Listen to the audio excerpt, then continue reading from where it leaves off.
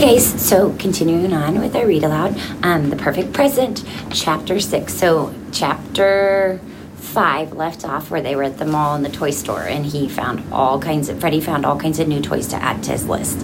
But he also, when he was walking into the store, saw the tree with paper ornaments hanging on it that people could grab and pick up that had presents on there for kids that don't get as many Christmas presents. So we'll have to see if that leads to something. So Chapter 6, Holiday Wishes. The next day, during lunchtime at school, my friends and I were all talking about what we wanted for the holidays.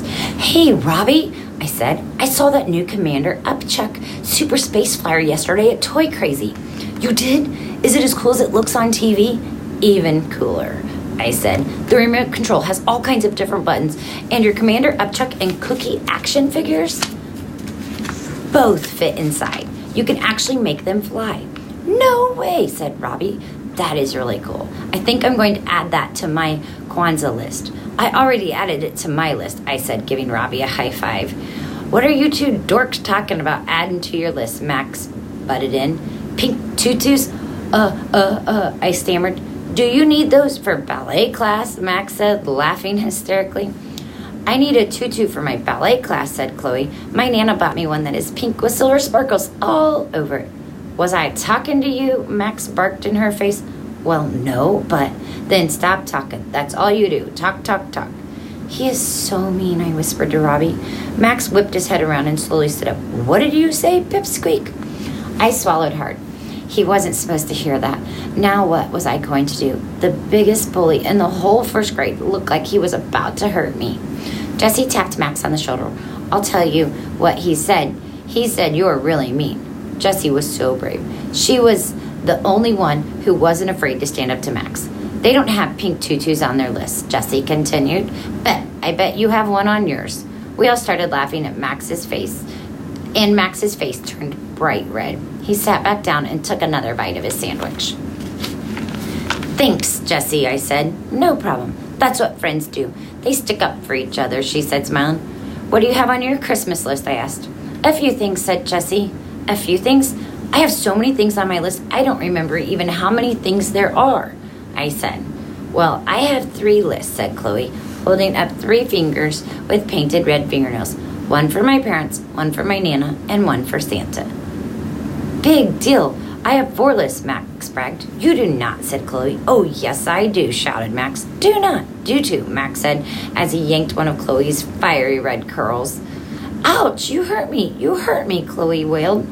I'm going to tell Miss Becky on you. She left to go get Miss Becky, the lunch teacher. When everything was quiet again at the table, Jessie said, every Christmas my mom, my grandma, and I give away a lot of presents. Really, I said.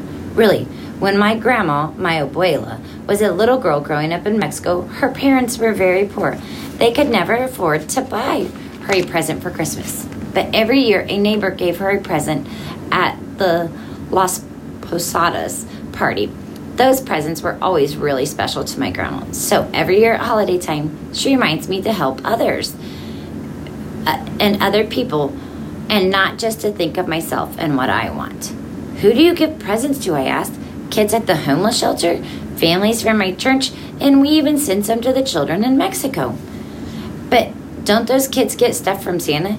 Yes, but they don't get anything from their mom and dad because their parents don't have enough money to buy them something they really want. That's sad, I said. Yes, it is, said Jessie. Christmas is supposed to be a happy time, but for some kids, it's not. How do you do it, I asked. Do what, asked Jessie. Give those kids presents. Have you ever seen those big, huge bins full of toys at the mall? I saw a bunch the other day, Robbie said. You can buy a toy and drop it in that bin, and then people make sure that those toys go to the kids who need them. Yesterday, when I was at Toy Crazy, I saw people taking little ornaments that had pictures of toys on them off a tree.